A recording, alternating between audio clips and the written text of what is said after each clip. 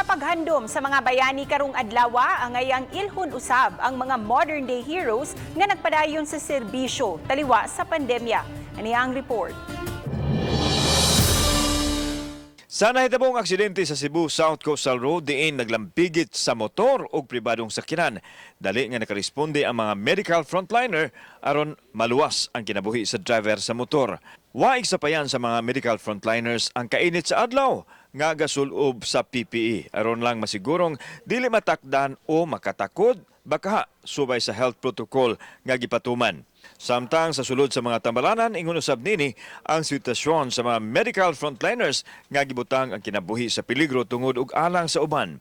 Ang mga pulis, kasundaluhan, mga force multipliers, mga contact tracers, security guards ug uban pa nga nagpatuman sa mga protocols.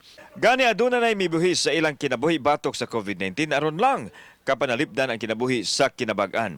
Sila ang mga bayani sa nagpadaing gubat batok sa nagkabangis nga variant sa virus. This is our work and we will just do what is expected from us. Katong tanan nga nagpabakuna para nako hero to sila kay they are being responsible not only for themselves but for their family and the community. Para na akong bayani mura ra gihapon og samar sad nato nga mga tawo ang bayani. Gipahigayon usab ang flag racing o wreath laying sa Liberty Shrine sa Mactan ganinang buntag.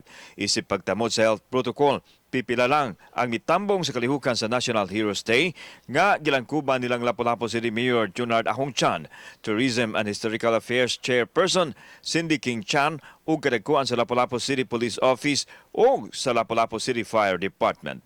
Kauban si Cleofer Lumayag ug Marlon Melgaso. Ako si Alan Domingo.